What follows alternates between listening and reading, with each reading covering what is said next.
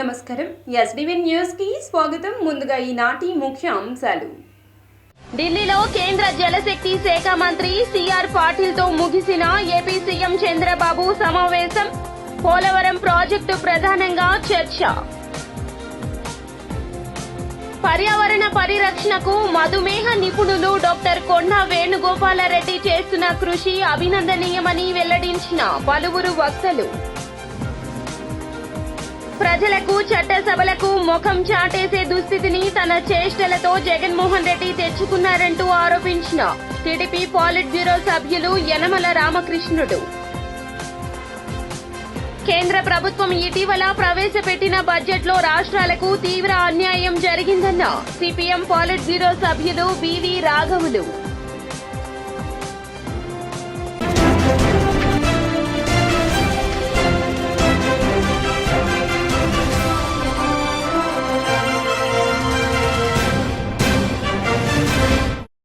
ఇక డీటెయిల్స్ చూస్తే, ఢిల్లీలో కేంద్ర జలశక్తి శాఖ మంత్రి సిఆర్ పాటిల్ తో ఏపీ సీఎం చంద్రబాబు సమావేశం ముగిసింది.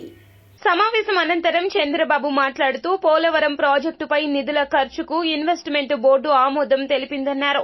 ఇన్వెస్ట్మెంట్ బోర్డు అంశం కేంద్ర కేబినెట్ ముందుకు వెళ్లాల్సి ఉందన్నారు. పోలవరంలో తొలి దశ లేదు, మలి దశ లేదు, ప్రాజెక్టును పూర్తి చేయడమే లక్ష్యమన్నారు. పోలవరం ప్రాజెక్టు పనులపై వెంటనే నిర్ణయం తీసుకోవాలని కేంద్రాన్ని కోరినట్లు చెప్పారు. పర్యావరణ పరిరక్షణకు వీజీఆర్ కృషి అభినందనీయమని పలువురు వక్తలు వెల్లడించారు. వీజీఆర్ డయాబెటీస్ స్పెషాలిటీ హాస్పిటల్ ఆధ్వర్యంలో ప్రతి ఏటా వర్షాకాలంలో చేపట్టే మొక్కల పంపిణీ కార్యక్రమాన్ని శనివారం ప్రారంభించారు. అందులో భాగంగా ఇండియన్ రెడ్ క్రాస్ సొసైటీ నిర్వహించే ప్లాంటేషన్ కార్యక్రమానికి 1000 మొక్కలను ఎమ్మెల్యే గద్దే చేతుల మీదుగా రెడ్ క్రాస్ సొసైటీ జిల్లా చైర్మన్ డాక్టర్ జి సమరంకు అందజేశారు. ఈ సందర్భంగా వారు మాట్లాడుతూ దశాబ్ద కాలంగా పర్యావరణ పరిరక్షణకు డాక్టర్ వేణుగోపాలరెడ్డి విశేష కృషి చేస్తున్నారన్నారు. అధ్యక్షత వహిస్తున్న రవి గారికి, కార్యక్రమం ఎవరైతే నిర్వహిస్తున్నారో డాక్టర్ సమరం గారు రెడ్ క్రాస్ తరఫున పొల్యూషన్ అనేది తగ్గించాలి, మొక్కల పెంపకం చేపట్టాలని ఒక కాన్సెప్ట్తో ముందుకు వెళ్తున్న సందర్భంలో దానికి డాక్టర్ గారు, ఆయన డయాబెటిక్ స్పెషలిస్ట్ అయినా నిరంతరం సేవా కార్యక్రమంలో ముందుండే వ్యక్తి వేణుగోపాల్ రెడ్డి గారు. ఇవాళ డయాబెటీస్ వస్తే ఆయన పేషెంట్లు బాగా పెరుగుతారు. దానికోసం డయాబెటిస్ రాకుండా కాపాడుకోవడానికి రకరకాల బుక్స్ ప్రతి సంవత్సరం ప్రింట్ చేస్తూ వీటిని పబ్లిక్ ఇస్తూ ఉంటారు. ఎందుకంటే వీటిలో కనుక జాగ్రత్తలు తీసుకుంటే డిసీజ్ని చాలా వరకు కంట్రోల్ చేయొచ్చు, లేకపోతే ప్రివెంట్ చేయొచ్చు, లేకపోతే దాన్ని స్లో చేయొచ్చు అనే విధానంలో ఈ బుక్స్ ప్రింట్ చేస్తూ ఉంటారు. అంటే డాక్టర్ గారికి ఎంతమంది పేషెంట్లు వస్తే అంత ఆయనకి బిజీగా ఉంటుంది. కానీ సమాజ దృక్పథంతో తోటి వారికి సహాయపడాలనే ఉద్దేశంతో ఇలాంటి పుస్తకాలు సభ్యులు చూస్తే మంచి మంచి పాయింట్లు ఉన్నాయి. అంటే ఎందుకు చెప్తున్నా, డాక్టర్ గారు అలా ఆయన యొక్క హాస్పిటల్ చూసుకుంటూ సేవా కార్యక్రమంలో నేను గత 15 సంవత్సరాల నుంచి డాక్టర్ గారితో పరిచయం, అనేకమైన కార్యక్రమాల్లో నేను కూడా పాల్గొనడం జరిగింది. నిరంతరం మరి ఈ రోజున ఇన్ని మొక్కలు ఇచ్చి, గతంలో కూడా అనేకమైన మొక్కలు ఇచ్చారు. ఒక ఊరంతా కూడా వారు ఇచ్చిన మొక్కలే 80% బతికినందాక డాక్టర్ సమరం గారు, రవి గారు చెబుతూ ఉన్నారు. అది చాలా మంచి కాన్సెప్ట్. ఎందుకంటే ఇవాళ మొక్కలు ఇవ్వటం అనేది అది 10 మందికి ప్రాణం పోయటం అనేది దాంతో సమానం. ఇవాళ ఉదయం డాక్టర్ సమరం గారు మాలాంటి ఎంతోమంది యంగ్ డాక్టర్స్కి వారు ఒక ఇన్స్పిరేషను. మరి వారి వయసు 85 సంవత్సరాలు అయినప్పటికీ కూడా నిత్యం యువకుడిలాగా అందరికంటే సేవా కార్యక్రమాల్లో ముందుండేటువంటి డాక్టర్ సమరం గారు, అలాగే రవి గారు, అట్లాగే వచ్చినటువంటి మీడియా మిత్రులు, మరి అందరికీ కూడా నా హృదయపూర్వక నమస్కారాలు. మరి ఈ ప్లాంటేషన్ కార్యక్రమం అనేది నాకు చాలా ఇష్టమైనటువంటి ప్రోగ్రాం. బేసిక్గా ఒక గ్రామీణ ప్రాంతం నుంచి వచ్చిన నేపథ్యంలో మొక్కలంటే ఇష్టం ఉండేది. చిన్నప్పటి నుంచి మొక్కలు పెంచడం ఇలాంటి, నేను ఎంబీబీఎస్ చదివేటప్పటి నుంచే ఎన్నో మొక్కల్ని పెంచుతూ వచ్చేవాడిని. అలాంటిది మరి మనకి 10 సంవత్సరాల క్రితం మన స్టేట్ డివైడ్ అయినప్పుడు నాకు అనిపించింది ఏదో ఒక యాక్టివిటీ మనం కంటిన్యూస్గా చెయ్యాలి అని అనిపించి, మరి అప్పుడు మనకి ఇష్టమైన ప్లాంటేషన్ని మనం కనుక చేసినట్లయితే దానివల్ల ఎన్నో బెనిఫిట్స్ ఉన్నాయి మనకి. ఈరోజు మరి వాతావరణ కాలుష్యం వల్ల ఎవ్రీ ఇయర్ కూడా టెంపరేచర్ పెరిగిపోతుంది. ఎవ్రీ సమ్మర్లో కూడా ప్రతి సంవత్సరం 1 or 2 degrees పెరిగి దానివల్ల ఎంతోమంది సన్ స్ట్రోక్ డెత్స్. ప్రజలకు చట్టసభలకు ముఖం చాటేసే దుస్థితిని జగన్మోహన్ రెడ్డి తన చేష్టలతో తెచ్చుకున్నారని టీడీపీ పాలిట్ బ్యూరో సభ్యులు యనమల రామకృష్ణుడు వెల్లడించారు. టీడీపీ కేంద్ర కార్యాలయంలో ఏర్పాటు చేసిన విలేకరుల సమావేశంలో మాజీ మంత్రి యనమల మాట్లాడుతూ అసెంబ్లీలో ప్రవేశపెట్టిన శ్వేత పత్రాన్ని వక్రీకరించిన జగన్తో పాటు సాక్షి పత్రిక సభా హక్కుల ఉల్లంఘనకు పాల్పడినట్లు విమర్శించారు. చట్టసభల సమాచారాన్ని వక్రీకరించిన వారిపై చర్యలు తప్పవన్నారు. రాష్ట్ర ఖజానాకు చేరాల్సిన సొమ్ములతో జోబులు నింపుకున్న వైసీపీ నాయకులు వాస్తవాలు బయటపెడితే జీర్ణించుకోలేకపోతున్నారన్నారు. 11 మంది సభ్యులు ఉన్నారు, జగన్ కూడా ఉన్నారు. వాళ్ళు వచ్చి ఆ డిబేట్లో పాల్గొని ఉంటే, డిబేట్లో పాల్గొన్నప్పుడు వాళ్ళకి అనుకున్నటువంటి విధానంలో వాళ్ళు మాట్లాడటానికి ఎప్పుడు స్వేచ్ఛ ఉంటుంది. అది తెలుగుదేశం పార్టీ ఎప్పుడు కూడా స్వేచ్ఛ కల్పిస్తుంది. కానీ అసెంబ్లీకి రాకుండా ఢిల్లీ పోవడం, ఈయనేమో బుగ్గన గారు సరే ఆయన ఓడిపోయాడు రావడానికి వీల్లేదు కాబట్టి విజయవాడ రాకుండా హైదరాబాద్లో ప్రెస్ మీట్ పెట్టడం, ఇవన్నీ చూస్తూ ఉంటే ఒక భయాందోళన ఉంది వాళ్ళ వైసీపీ నాయకుల్లో.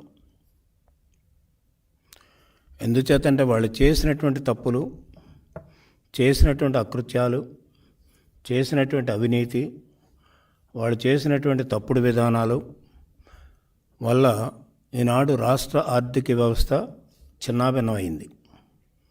ఆర్థిక వ్యవస్థ చిన్నాభిన్నం అవడమే కాకుండా అభివృద్ధి పూర్తిగా కుంటుపడింది. ఈ విధంగా మనం చూస్తే అభివృద్ధితో పాటు ఫైనాన్షియల్ సిస్టమ్ అంతా కొలాప్స్ అయింది. ఎప్పుడైతే ఫైనాన్షియల్ సిస్టమ్ కొలాప్స్ అయిందో రాష్ట్ర అభివృద్ధి జరగడం అనేటువంటిది చాలా కష్టం. అందుచేత డీటెయిల్స్గా పోతే నిన్న శ్వేతపత్రంలో కూడా చెప్పారు, రాష్ట్రంలో అభివృద్ధి జరగకపోవటానికి కారణం వీళ్ళు చేసినటువంటి అకృత్యాలు, ముఖ్యంగా న్యాచురల్ రిసోర్సెస్ మీద దోపిడీ విధానం మొదలుపెట్టారు. నేను చాలాసార్లు చెప్పాను, రాష్ట్ర ఖజానాకి రావాల్సినటువంటి ఆదాయం అంతా కూడా ప్రజల నాయకుల యొక్క జేబుల్లోకి పోతుంది. ఇదంతా నాయకుల యొక్క జేబుల్లోకి పోవడం వల్ల రాష్ట్ర ఖజానా ఖాళీ అవుతుంది. రాష్ట్ర ఖజానా ఖాళీ అవడం వల్ల ఉన్నటువంటి రిక్వైర్మెంట్స్ మీట్ అవ్వాలంటే ఖజానా జీరో అన్నప్పుడు చాలా కష్టం. అప్పుడు అప్పులకు చేసిన పరిస్థితి ఉంది. కేంద్రం ఇటీవల ప్రవేశపెట్టిన బడ్జెట్లో రాష్ట్రాలకు తీవ్ర అన్యాయం జరిగిందని సిపిఎం పాలిట్ బ్యూరో సభ్యులు బివి రాఘవులు మండిపడ్డారు.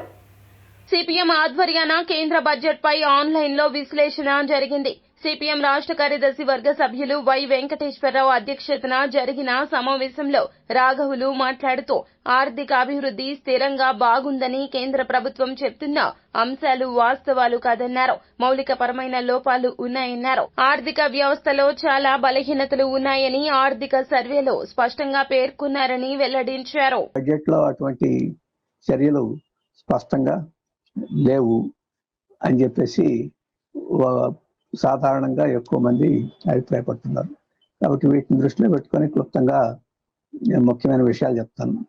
మొదటిది ఏంటంటే, విశ్లేషకులు కానీ చాలామంది, అలాగే ఎకనామిక్ సర్వే కానీ, బడ్జెట్లో కానీ, ఆర్థిక మంత్రి సీతారామన్ కానీ ఒక ముఖ్యమైన నొక్కి చెప్పింది ఏంటంటే, దేశానికి సంబంధించిన స్థూల స్థాయి అంటే దేశవ్యాప్తంగా మనం సాధారణమైన అంశాలను పరిగణలో తీసుకుంటే స్థూల స్థాయి ఆర్థిక అంశాలు చాలా బ్రహ్మాండంగా ఉన్నాయి. ఆర్థిక వ్యవస్థ చాలా స్థిరంగా ఉన్నది. ఆ రకంగా దీన్ని ఇంగ్లీష్లో అయితే మ్యాక్రో ఎకనామిక్ ఇండికేటర్స్ అని చెప్పేసి స్థూల ఆర్థిక సూచికలు, ఈ స్థూల ఆర్థిక సూచికలు అన్నీ చాలా బాగున్నాయి. కాబట్టి ఆర్థిక వ్యవస్థకి ఏమీ ప్రమాదం లేదు, మనం ముందు చూపుతోనే ముందుకు పోయే దిశలోనే ఉన్నామని చెప్పేసి వారు చెప్తున్నారు. ఈ ఆర్థిక సూచికలను మనం పరిశీలిస్తే వారి యొక్క నిర్ధారణలు కరెక్టా కాదా, సరైనవా కాదని చెప్పేసి మనం చూడవచ్చు. జనరల్గా ఆర్థిక వ్యవస్థను పరిశీలించేటప్పుడు మనం కూడా ఇటువంటి స్థూల సూచికలను కూడా మనము మాట్లాడతాం, ఆర్థిక శాస్త్రవేత్తలు మాట్లాడతారు. కానీ ఈ సరళీకరణ ఆర్థికవేత్తలు ఈ స్థూల సూచికలు చూసేదానికి అలాగే ప్రజల పక్షాన్ని నిలబడి ఆలోచించే వారు ఈ ఆర్థిక చూసేదానికి వ్యత్యాసం ఉంటుంది. ఆ ఆర్థిక సూచనలో అందరం మనం పదే పదే చెప్పుకునే మాట జిడిపి, అంటే స్థూల జాతీయ ఉత్పత్తి. ఈ స్థూల గ్రాస్ డొమెస్టిక్ ప్రోడక్ట్, స్థూల జాతీయ ఉత్పత్తి అనేదాన్ని మనం చూస్తాం. ఇప్పుడు ఈ బడ్జెట్లో చెప్పింది ఏంటంటే, ఉత్తుత్తి ధర్నాలు చేసి వైఎస్ జగన్ అబాసు పాలయ్యారని కేంద్ర మాజీ మంత్రి చింతా మోహన్ వెల్లడించారు. వైకాపా ప్రభుత్వంలో ఎస్సీ, ఎస్టీ, ఓబీసీ, మైనార్టీ కార్పొరేషన్లను మూసేసి పేదలకు ఇవ్వాల్సిన రుణాలు ఇవ్వకుండా అన్యాయం చేశారంటూ ఆగ్రహం వ్యక్తం చేశారు. ఈ కార్పొరేషన్లను కూటమి ప్రభుత్వం పునరుద్ధరించి పేదలకు న్యాయం చేయాలన్నారు. ఎస్సీ, ఎస్టీ కార్పొరేషన్ల నిధులపై ఈ నెల 29వ తేదీన తిరుపతిలో ధర్నా చేస్తామని వెల్లడించారు. రాష్ట్రంలో ఎస్సీలు 20% మంది ఉన్నారు, ఓబీసీలు 50% ఉన్నారు. ఎస్సీలకు, ఎస్టీలకు, ఓబీసీలకు, మైనారిటీలకు అన్యాయం జరుగుతూ ఉంది గత 5-10 సంవత్సరాలుగా. ఎస్సీ ఫైనాన్స్ కార్పొరేషన్ ఆపేశారు, ఎస్టీ ఫైనాన్స్ కార్పొరేషన్ ఆపేశారు. ఈరోజు పక్క రాష్ట్రాల్లో ఎస్సీలకు లోన్లు ఇస్తున్నారు, ఫ్రీగా లోన్లు ఇస్తున్నారు ఎస్సీ ఫైనాన్స్ కార్పొరేషన్ ద్వారా. ఇక్కడ ఏమీ ఇవ్వటం లేదు. నిన్న సెక్రటరీ దగ్గరికి వెళ్ళి నేను అడిగితే ఆయన నోరే తెరవలేదు. మరి ఈ పరిస్థితుల్లో ఆంధ్రప్రదేశ్ ఉంది. జగన్మోహన్ రెడ్డి అక్కడికి వెళ్ళాడు, మరి ఢిల్లీకి. ఇదంతా బోగస్సు. ఏంది ఇక్కడ ఎవరు చచ్చిపోయారు? ఎవరు చచ్చిపోలేదు. ఊరికి ఈ డ్రామాలు ఆపమని జగన్మోహన్ రెడ్డి తెలియజేస్తూ, చంద్రబాబు నాయుడుకి 2 చెవులు ఉన్నాయి. ఈ 2 చెవుల్లో మల్లెపూలు పెడుతున్నాడు నరేంద్ర మోడీ. పోలవరానికి ఏమి ఇచ్చాడు? 0. మరి అమరావతికి ఏమి ఇచ్చాడు? 0. మరి బడ్జెట్లో గ్రాంట్ రూపంలో ఇవ్వాలి 40 లక్షల కోట్ల 4 రూపాయలు కూడా అమరావతికి కానీ పోలవరం ఇవ్వకుండా ఒట్టి మాటలు చెప్పి పంపిస్తున్నాడు. చంద్రబాబు నాయుడు ఎస్సీలకు ఏం చేయబోతున్నాడు? ఎస్టీలకు ఏం చేయబోతున్నాడు? వాళ్ళ ఫైనాన్స్ కార్పొరేషన్లు ఏం చేయబోతున్నాడు? రైతులకు ఏం చేయబోతున్నాడు? ఇవన్నీ చూడాల్సిన అవసరం, బాధ్యత ఆయన పైన ఉందని తెలియజేస్తూ, ఊరికే అమరావతి, పోలవరం అమరావతి ఆపమని చెప్తూ, రాష్ట్ర విభజనకు 2 కుటుంబాలు కారణం. తెలంగాణలో ఒక కుటుంబం 10 సంవత్సరాలు పరిపాలించింది, ఆంధ్రప్రదేశ్లో కుటుంబం 10 సంవత్సరాల పైనే పరిపాలించింది. వాళ్ళు 1,000 కోట్లు ఆయన సంపాదించుకున్నాడు, వీళ్ళు 1,000 కోట్లు సంపాదించుకున్నారు. నష్టపోయింది ఎస్సీలు, ఓబీసీలు, మైనారిటీలు. ఆంధ్రప్రదేశ్లో ఈ కుటుంబాల వల్ల నష్టం వస్తూ ఉందని తెలియజేస్తాం. శాసనసభకు వెళ్లని జగన్ ఎమ్మెల్యే పదవికి రాజీనామా చేయాలంటూ ఏపీ కాంగ్రెస్ అధ్యక్షురాలు వైఎస్ షర్మిల వెల్లడించారు. ఈ మేరకు ఆమె ఎక్స్ లో పోస్టు చేశారు. ప్రతిపక్ష హోదా ఇస్తేనే వెళ్తాను అనడం జగన్ అజ్ఞానానికి నిదర్శనం. ఇంతటి పిరికితనం, చేతకానితనం, అహంకారం ఎక్కడా కనిపించవో. మోసం చేయడం మీకు కొత్త ఏమీ కాదు. అసెంబ్లీకి వెళ్లకుండా ప్రజల్ని మోసగించడం మీకే చెల్లింది. ఎమ్మెల్యేగా గెలిపించింది మీడియా ముందు సొంత డబ్బా కొట్టేందుక? మీ పాలనలో రాష్ట్రాన్ని అప్పుల కుప్ప చేశారంటూ షర్మిల మండిపడ్డారు. ఈ బడ్జెట్ అనడం కంటే దీన్ని ఎన్నికల మేనిఫెస్టో అనడమే కరెక్ట్ కాబోలు. ఎన్నికల మేనిఫెస్టో అయితే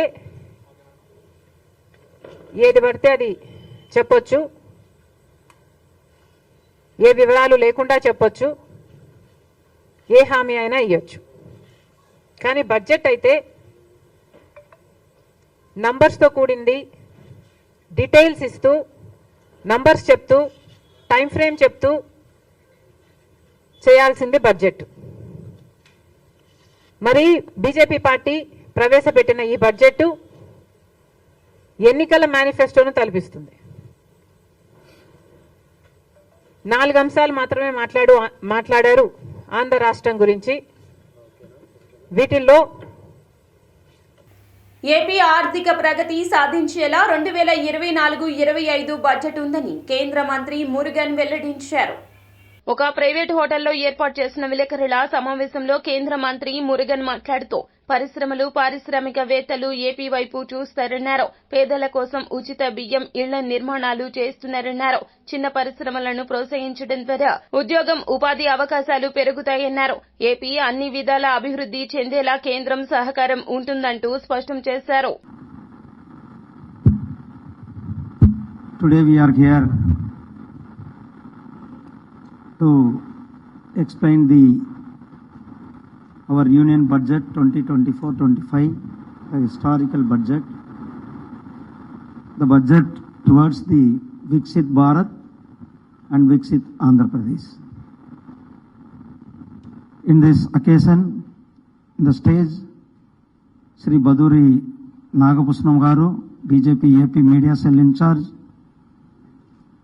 Sri Dinkar Garu, AP BJP Chief Spokesperson, Sri Ram Garu, District President, Sheikh Baji Garu, Yamini Sarma Garu, our ADG PIB Sri Rajendra, and media friends from all the electronic and newspaper and new media friends. Namaste, namaskaram మీకు అందరూ కూడా.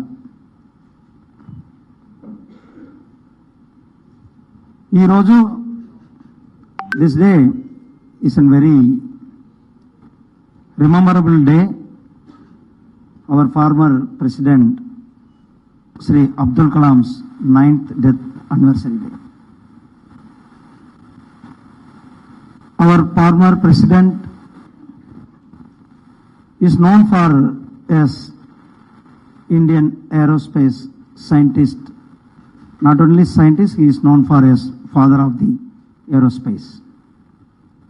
Today we are రాష్ట్రంలో ప్రజాస్వామ్యం లేదని ఢిల్లీలో జగన్ చేసిన ధర్నా utter flop అయిందని social democratic front రాష్ట్ర అధ్యక్షులు మాదిగాని గురునాథం వెల్లడించారు.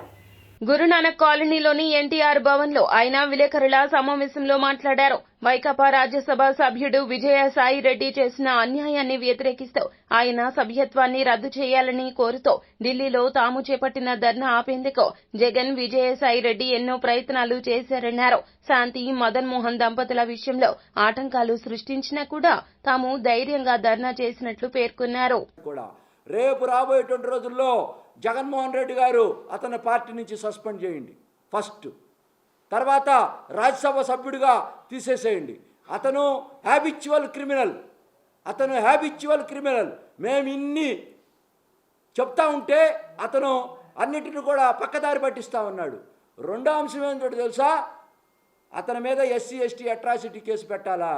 డీజీపీ గారికి కూడా ఇచ్చాం, ప్రధానమంత్రికి కూడా ఇచ్చాం. తప్పకుండా అది జరిగేదాకా పోరాటం కొనసాగుద్ది. మూడో అంశం ఏంటంటే కాంగ్రెస్ పార్టీని అభ్యర్థించాం మాకు సపోర్ట్ చేయమని. CPM CPI నారాయణ గారితో, రాజా గారితో కూడా మాట్లాడాం. వాళ్ళు కూడా they will extend their support, వాళ్ళు ఎక్స్టెండ్ చేస్తామని చెప్పారు. తప్పకుండా వాళ్ళ యొక్క ఇది కూడా తీసుకుంటాం. అదేవిధంగా అన్ని పార్టీలు CPM CPI అక్కడ ఉన్నటువంటి అన్ని BJP అన్ని పార్టీలకు వెళ్ళాం. కిషన్ రెడ్డి గారిని కూడా కలిసాం, వారికి కూడా రిప్రజెంటేషన్ ఇచ్చాం. వారు కూడా చేస్తానన్నారు. ఇదే విధంగా కొనసాగితే జగన్మోహన్ రెడ్డి గారు, నేను చెప్తా ఉన్నాను మీడియా మిత్రుల ద్వారా, నీకు ఖబర్దార్, నువ్వు గనక చేయకపోతే నీ పార్టీ క్లోజ్ అయిపోతుంది. గిరిజనులు ఉసురు తగులుద్ది, ఇక్కడ ఉన్నటువంటి పేదవాళ్ళ ఉసురు తగులుద్ది. నువ్వు అన్నావు నా SC, నా ST, నా BC, నా మైనార్టీ అని. మమ్మల్ని అందరినీ కూడా డిస్మాంటిల్ చేసావు. రేపు రాబోయే రోజుల్లో ఇవన్నీ డిమాండ్లు పెడతా ఉన్నాం. వీటికి తలవగ్గాలా, తప్పకుండా అతని పార్టీ నుంచి సస్పెండ్ చేయాలా. లేకపోతే ఇంకోటి అన్నాడు విజయసాయి రెడ్డి, ఫైనల్గా నేను చెప్తా ఉన్నాను, నువ్వు అన్నావు మన ఢిల్లీలో, దమ్ముంటే మా ఇంటికి రమ్మనండి గురునాథాన్ని అన్నావు. మా ఉద్యమకారులంతా వస్తూ ఉన్నాం, వినూతనమైనటువంటి కార్యక్రమం చేయబోతా ఉన్నాం. తాడేపల్లిలో, హైదరాబాద్లో, నీ ఇంట్లో. ఏంటో తెలుసా? ఈరోజు మీడియా మిత్రుల ద్వారా చెప్తా ఉన్నాను.